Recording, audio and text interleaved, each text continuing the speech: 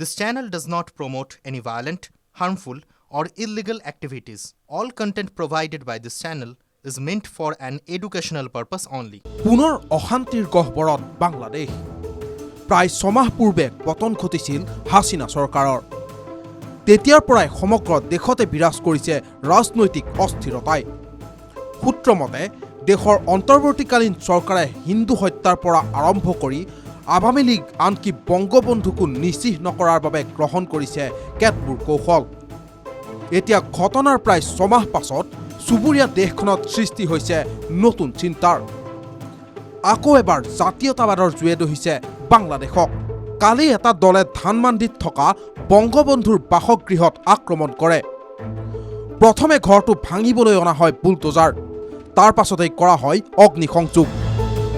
স্থানীয় সূত্ৰৰ পৰা জানিব পৰা মতে হিংসাত্মক ঘটনাৰ সময়ত দুষ্কৃতিকাৰীৰ মুখত শুনা গৈছিল নাৰাই তকবীৰ শ্লোগান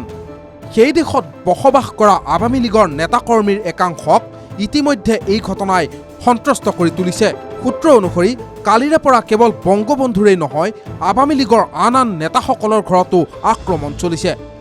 কিন্তু এই উত্তেজনাৰ কাৰণ কি বিশেষজ্ঞৰ মতে দেশৰ ভিতৰত পুনৰ প্ৰভাৱ বিস্তাৰ কৰিবলৈ সক্ষম হৈছে আৱামী লীগে দেশ বিদেশৰ সমৰ্থকসকলৰ সৈতে ভাৰ্চুৱেল মিটিং অনুষ্ঠিত কৰিছে শেখ হাসিনাই আনকি দলটোৰ কিছুমান কাৰ্যসূচীও এই মাহত বাংলাদেশত অনুষ্ঠিত হোৱাৰ কথা আছিল তাৰ পূৰ্বে মৌলবাদীয়ে আৱামী লীগৰ বুজাবুজি নীতিক বিফল কৰিবলৈ বংগবন্ধুৰ স্মৃতিক মাটিত মিলাই দিয়ে আৱামী লীগৰ মূল ছাত্ৰ সংগঠন ছাত্ৰলীগৰ সভাপতি সাদ্দাম হুছেইনে এই সন্দৰ্ভত TV9ক কয় বাংলাদেশত এখন উগ্ৰ মৌলবাদী চৰকাৰ গঠন হৈছে যিসকলে ৰাইজৰ কথা নাভাবে আপোনালোকে হয়তো প্ৰশ্ন কৰিব পাৰে কিয় ৰাইজৰ ৰায়ৰ ওপৰত ভিত্তি কৰি এই চৰকাৰ গঠন হোৱা নাছিল মৌলবাদী অভ্যুত্থানৰ জৰিয়তেহে ইয়াক প্ৰতিষ্ঠা কৰা হৈছিল মৌলবাদীসকল শেখ মুজিবুৰৰ স্মৃতি নিশ্চিহ্ন কৰাত ইমান আগ্ৰহী কিয় সাদ্দামে দাবী কৰে তেওঁলোকে পাকিস্তানী মতাদৰ্শৰে বাংলাদেশ চলাব বিচাৰে সেইবাবেই তেওঁলোকে এনে বিধ্বংসী ৰূপ ধাৰণ কৰিছে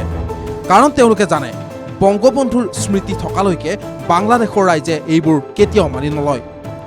news desk report TV9 Assam digital